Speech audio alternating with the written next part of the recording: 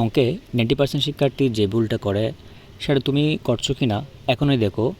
এই একটা ভুলের কারণে সঠিক অঙ্ক করেও নম্বর কাটা যেতে পারে। আজকের ভিডিওতে সেই ভুলটা একদম পরিষ্কার করে দেব। তো আজকে আমাদের আলোচনার বিষয় হলো অষ্টম শ্রেণীর গণিত বইয়ের সেট অধ্যায়ের 12 নং সৃজনশীল। তো দেখো এখানে বলা আছে কি, এখানে বলা আছে যে সকল স্বাভাবিক সংখ্যা দ্বারা 346 ও 556কে ভাগ করলে প্রতি ক্ষেত্রে 31 অবশিষ্ট থাকে তাদের সেট যথাক্রমে এ ও বি। তাহলে আমাদের প্রশ্ন হলো কি, এ সেটকে তালিকা পদ্ধতিতে প্রকাশ করা, 2 নম্বর হচ্ছে এ ইন্টারসেকশন বি নির্ণয় করা, 3 নম্বর এ ইন্টারসেকশন বি চিত্রে দেখাও এবং এ ইন্টারসেকশন বি এর উপসেটগুলো লিখতে হবে। তো আমরা ধাপে ধাপে সবগুলো সমাধান করব। চলে যাচ্ছি সমাধানে। তাহলে প্রথম আমরা এ সেটকে তালিকা পদ্ধতিতে প্রকাশ করব। তো এ সেট হচ্ছে এই যে 346 থেকে 31 বাদ দিতে হবে আমাদেরকে। তাহলে 346কে ডি দ্বারা ভাগ করলে প্রতি ক্ষেত্রে 31 অবশিষ্ট থাকে, সেক্ষেত্রে হবে 346 থেকে 31 যদি বাদ দিই 315 হয়। তো তাহলে 315 এর গুণনীয়কগুলো আমরা লিখব। সেক্ষেত্রে 3 স্কোয়ার অর্থাৎ 9 5 7 হবে আর কি। তাহলে 9কে আবার 3 স্কোয়ার মানে 2টা 3।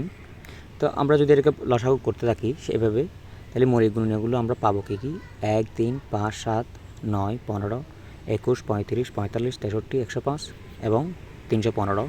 তাহলে আমরা যদি তালিকা পদ্ধতি করি সেক্ষেত্রে সেট এর উপাদানসমূহ আমরা এর মধ্যে সেটের মধ্যে লিখে দিব, ঠিক আছে। অর্থাৎ সেটের উপাদানগুলো হচ্ছে কি এগুলো আমরা সেট তালিকা পদ্ধতিতে প্রকাশ করলাম, ঠিক আছে।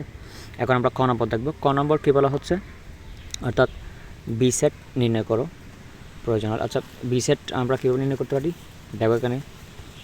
তো এটা যদি প্রয়োজন হয় তোমরা একইভাবে বি সেট নির্ণয় করতে পারো। তো আমি বি সেট দেখাচ্ছি না, যেহেতু তোমাদের প্রশ্নে নাই, সেজন্য আমি এটা স্কিপ করে যাচ্ছি। বি সেট এখানে কিন্তু দেওয়া আছে, তোমরা চাইলে এখান থেকে করে নিতে পারো, ঠিক আছে।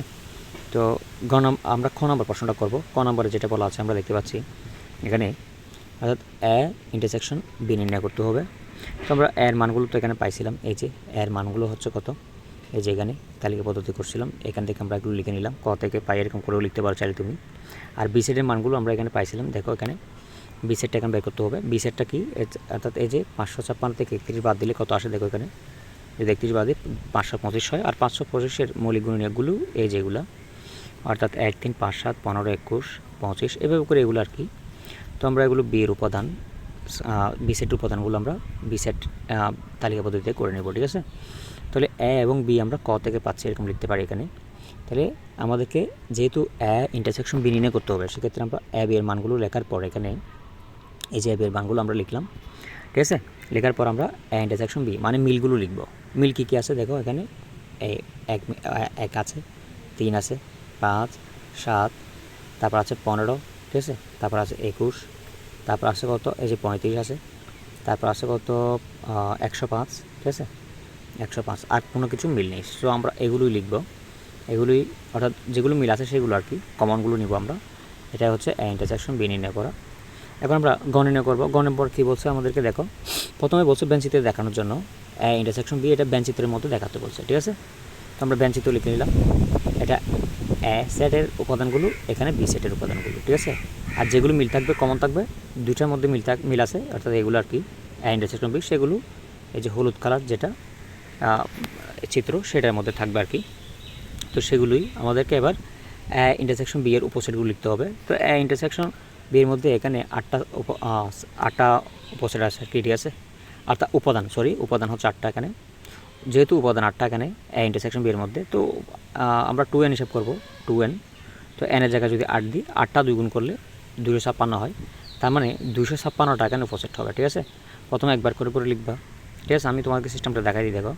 তাহলে প্রথমে লিখতে হবে তোমাকে যে 1 3 5 7 15 21 একবার করে। এরপর লিখতে হবে দুইবার করে, দুইবার কীরকম, যেমন 1 3 1 5 1 7 1 15 1 21 এইরকম করতে করতে এরপর 3টা করে লিখবা, এরপর 4টা করে 7টা করে, অনেক লম্বা একটা কাজ। তো এটা হচ্ছে 256টি সেট হবে, ঠিক আছে, করতে গেলে আর কি। তাহলে এ ইন্টারসেকশন বি এর উপসেট মোট সংখ্যা হচ্ছে 256টি। তো শিক্ষার্থীরা, আমার ভিডিও যদি তোমাদের কাজে আসে এবং তুমি যদি অঙ্কটা বুঝে থাকো, তাহলে এখনই সাবস্ক্রাইব করো, না হলে পরের ভিডিও যদি তোমার আবার কঠিন লাগতে পারে, সেক্ষেত্রে কিন্তু আবার আমার হেল্পের প্রয়োজন হতে পারে, সেজন্য তোমরা চাইলে চ্যানেলটা সাবস্ক্রাইব করে রাখতে পারো। ধন্যবাদ সকলকে ভিডিওটি দেখার জন্য। ভালো থাকবা।